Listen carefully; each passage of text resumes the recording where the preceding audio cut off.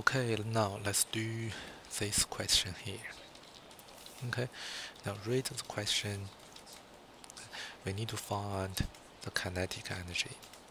Okay, the equation for the kinetic energy will be half mv squared. Okay, so I know mass, which is 0.4. We only need to find the kinetic energy of m1. Okay, the mass of m1 will be 0.4 kilogram. Then I need to find velocity.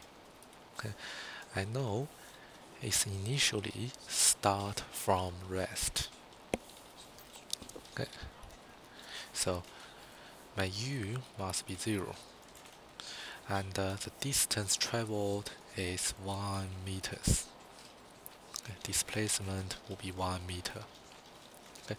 However, I need one more piece of information so I can find the final velocity, either time or acceleration. Okay. Now, from the log of the graph, I know. Okay, so we have a pulling force here. Okay, mass 2 is pulling the whole thing down. Okay, now and the friction will be 0. Okay, frictionless. Okay, now I have a force system. So from this, I can find out the net force. Okay, so from the net force, I can find out the acceleration. So now let's do it. Okay, so the net force equals to sum of all forces. Okay, so the force, I name it force 2. Okay, the force 2 take away the friction, which is 0. Okay, so my net force will be just force 2, okay, which is the weight of the second material.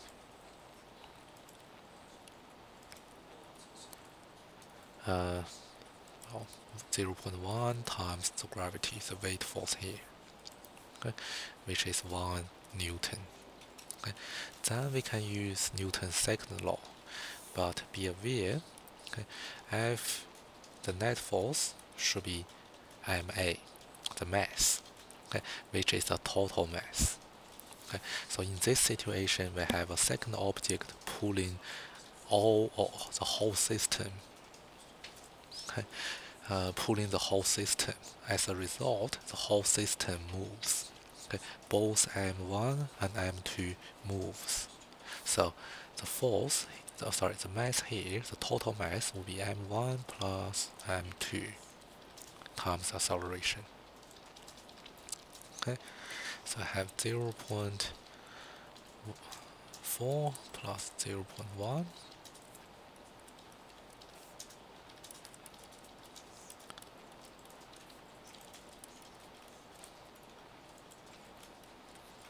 Okay, now I have acceleration.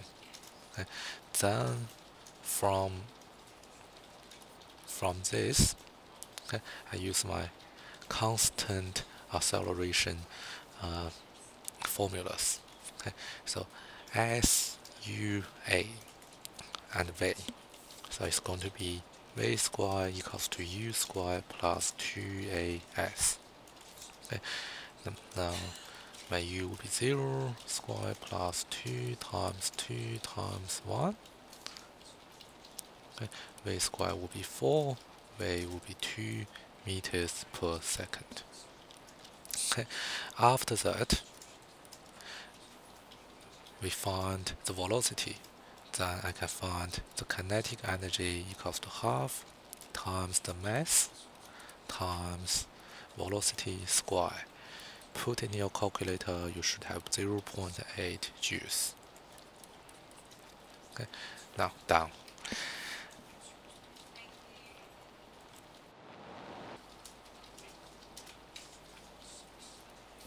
Okay, now have a look at this question. Okay, we have 2.4 joules of energy. okay, to a pallet, and it moves vertically up. So the pallet reaches a height of 6 meters, and what is mass? Okay, now, just give me a second, stop. Okay, now, okay, since the object is moving vertically upwards, okay, now it travels against gravity, so it will gain a gravitational potential energy. Okay, the equation will be mass times gravity times the height. Okay, it has 2.4 joules. Sorry, 2.4 joules of energy, and all of this energy are going to transformed to potential energy, gravitational potential energy, so it can move up. Okay? So what we do is we just put the numbers in.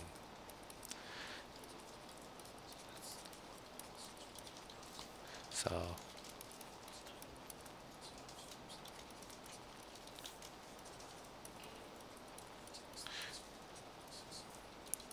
and if you do that, it will be 0.04 kilograms. Okay, down.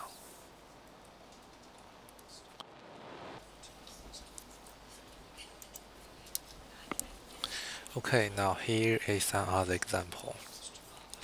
We have a child. Just let me draw a diagram. Okay. We have a child pushing a box.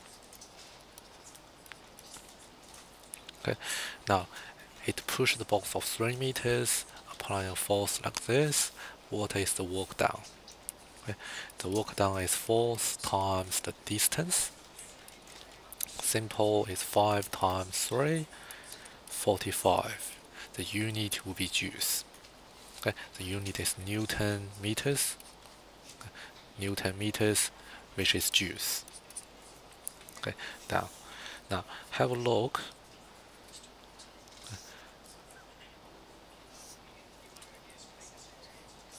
Okay. Now have a look at next question. Okay, now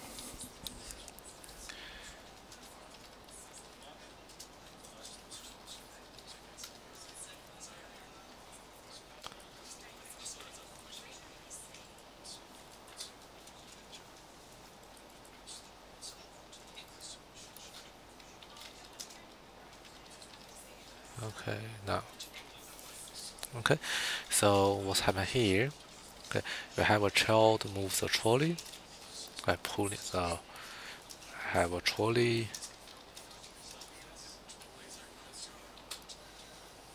Okay. Now I have a child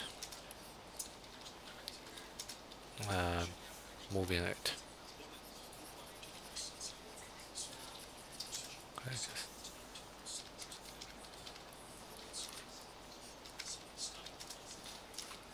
so with a string, the child is pulling it.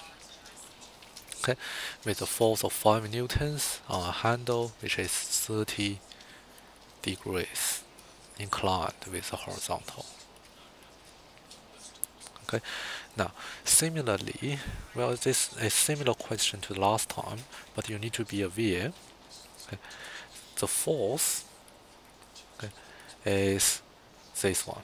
Okay, this 5 Newton force is on a 30-degree angle to the horizontal. However, since the box moves horizontally, okay, when we calculating the work done, we use the horizontal component of force. Okay, we only use the horizontal component force. I call it Fh. Okay, now then use your SOHCAHTOA trigonometry.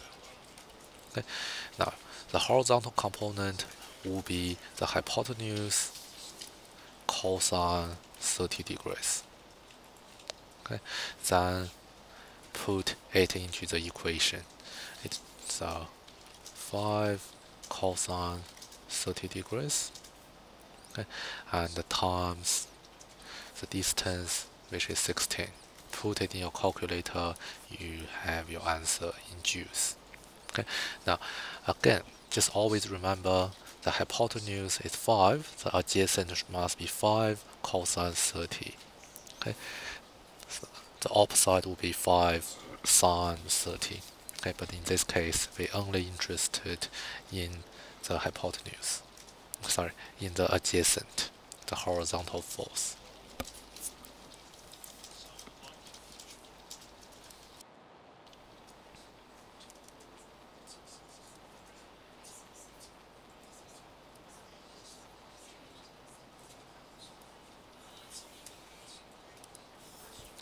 Okay, now let's look at this question. Okay, we need to find the work done. It traveled 5 meters. 500 meters. So 500 meters here. Okay, after 400 meters, she reaches terminal velocity. Okay, also it means the net force will be 0. Okay, the net force is unchanged. Then, well, say net force is will be 0, yes. So the force will be unchanged. So something like this. Okay. Now we need to find the work done. We have a force and the distance graph. So the work done will be the area under the graph.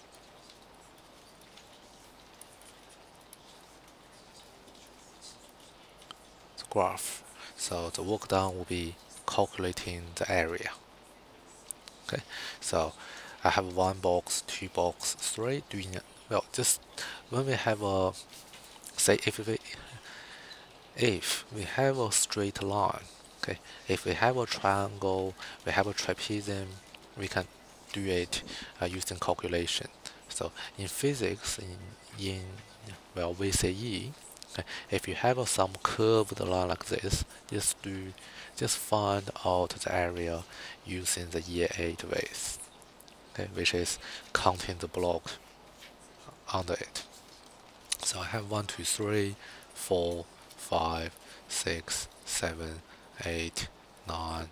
So then if I have a look, okay, I treat this 2 as 10. Well, I treat this one as 11. So I treat this as 12, a little bit more. So it will be 12.5. Okay, now I have 12.5 boxes. Okay, each box is 200 newtons long and 100-meter wide. Okay, do your calculation, put in your calculator, you should have joules.